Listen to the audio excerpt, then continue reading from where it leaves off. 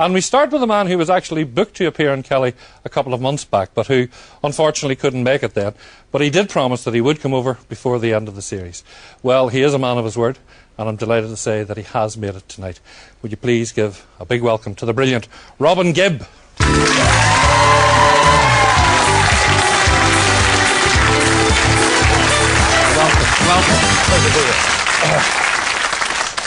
Thanks for coming. It's a pleasure. It's been difficult. It's been a very difficult time for you and your family this past 3 or 4 months. Yeah, it's been very difficult. Has it taken much out of you all? It's taken a lot because it was so unexpected. You know, with Maurice going, it's because it was so fast and something that we felt was totally unnecessary because of what happened. And you know, when you lose somebody really close, I don't think you know what it's like until you experience it. Other people can talk about it. But when it happens to yourself, it changes you. It turns you into a different person. But it's been very hard. Obviously, it's been health-wise too. It's taken a bit of a toll on you. Well, health-wise, just on my nerves because I've been preoccupied with a whole new situation.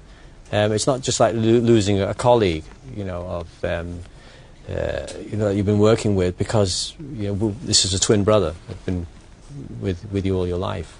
So I was in shock. It was in total shock. I noticed just after his death, you seemed to immerse yourself in work. Yeah. Was it, looking back on it now, 3 months after the time, was that a good idea or a bad idea, do you think? Well, it depends how you look at it. A lot of people would look at it as a bad idea and probably bad taste, but I saw it as a sort of survival thing, you know, to keep myself sane. If I sat still and did nothing, I'd keep thinking about it all the time, and that wasn't good either. So I had to do something that was going to take me out of it. It didn't, of course, but it's just something, you know, sort of, it was action, and I needed that. Because you were a twin, was there a special bond there, a different bond than with you and your other brothers? I think the bond, we've always had, the three of us have always had a special bond, because we've always been songwriters from early childhood. We've always been creating things, and it was a kind of this world that we lived in of creativity ever since we were children. And we were almost like triplets in a way. So it wasn't like Barry was separate from me and Maurice. So the three of us were extremely close, but obviously there's that aspect of being born together and doing everything together, and there are times we always, you know, at night we were always together. We slept in the same bed as babies, you know, so you are a twin. And it is a strange feeling, just, you know, not having him in the world anymore. Your grief, it's difficult enough to cope with grief privately. Yeah.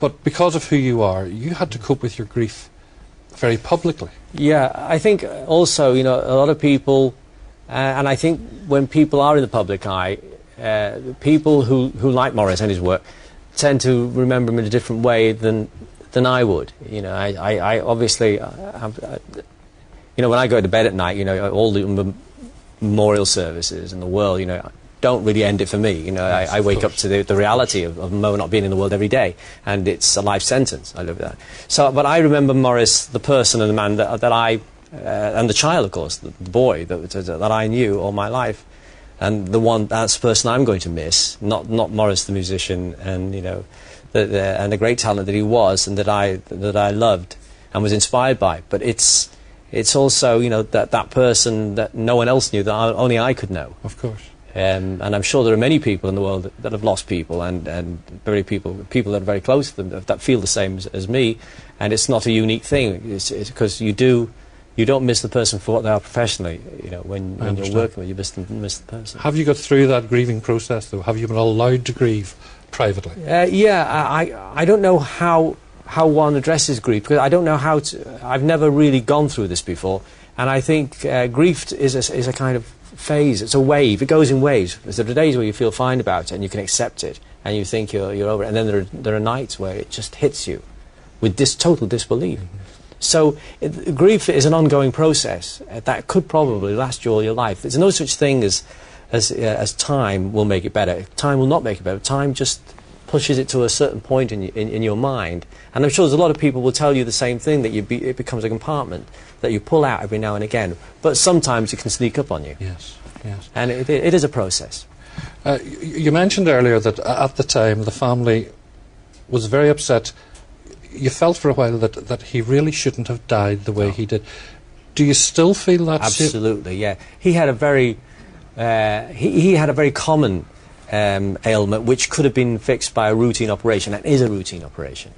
And in our eyes, it was total negligence right down the line, from doctor right through to the. But beginning with the doctor, it was total negligence. And can you do anything about it? Right? Well, yes, you can. We can't bring him back. That's the problem. And that's the only result that anyone would like in anything. You can only get your revenge by punishing those people that you feel did the mistakes. But obviously, again, you know, that is a process. That would be a legal process, and that's. Are you going to go through that legal process? I think we are. Yes. I think we are. I think we have to. That makes it all the more... But to make it safe for other people. I understand, but it makes the whole thing even sadder in many ways. Well, it does. It's totally unnecessary. Yeah. Because there are many people that suffered from what Maurice did, and were out in a few days, you know, just a routine operation.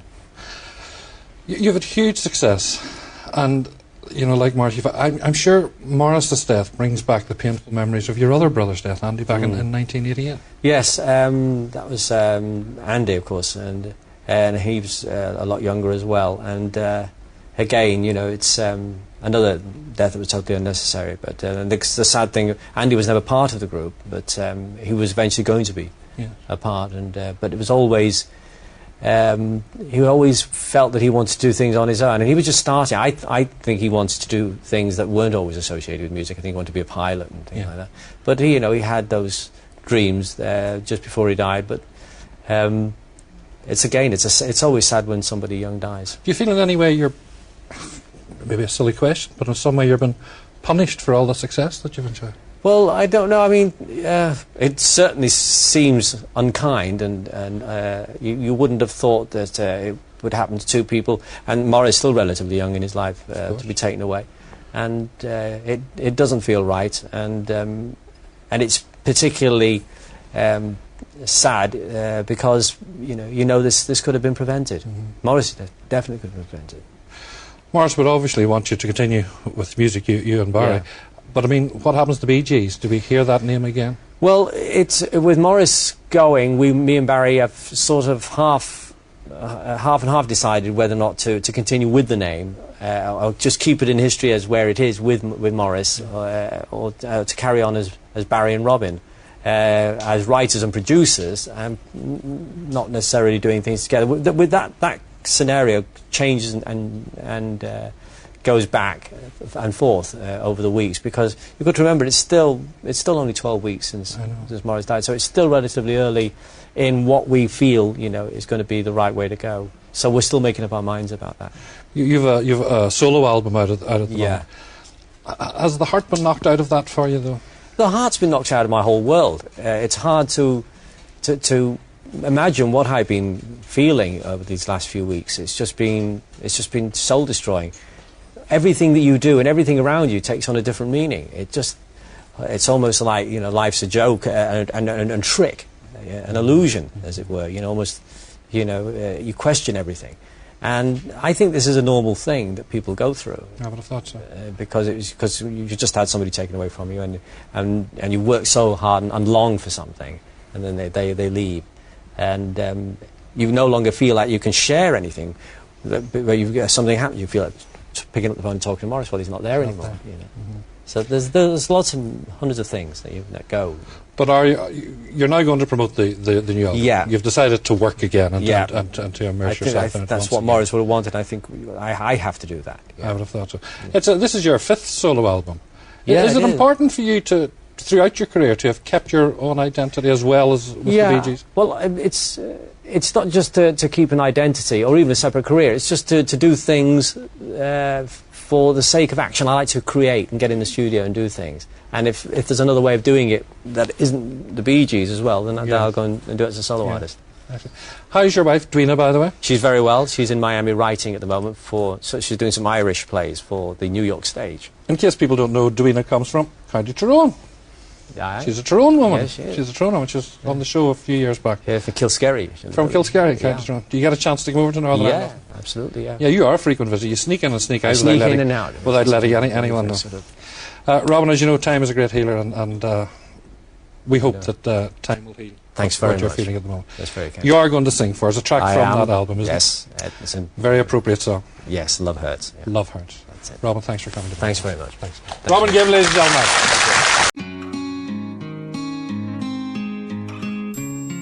Love hurts inside. Look into my eyes, the pain I can't hide. Love hurts inside. Look into my eyes, the pain I can't hide. Love hurts. Love scars. Love wounds. And it's hard. But I'm not so tough or strong enough to take a lot of pain, take a lot of pain. Love is like a flower, holds a lot of rain, but love hurts. Love hurts. Love hurts inside. Look into my eyes, the pain I But can't hide. I'm young, I know, but even so, I know a thing of love. I've learned from you. I've really learned a lot, really learned a lot. Love is like a flame, burns you when it's hot, but love hurts. But love hurts. Love hurts in my soul. Finding it hard, girl, to let you go. Look in my eyes, you know they can't hide all the pain that I'm feeling deep down inside. They say love's a flower in water it grows. So why do I feel this pain in my soul? You're so precious to me. That's why it's hard for me to let you go. If I didn't love you, girl, it wouldn't hurt me so. No, it is a truth. I know it is a truth. Love is just a lie made to make you blue. But love hurts. Love hurts. Love hurts inside. Look into my eyes, the pain I can't hide. Love hurts. Love scars. Love wounds. And it's hard, but I'm not so tough or strong enough to take a lot of pain, take a lot of pain. Love is like a flower, holds a lot of rain, but love hurts. Love hurts.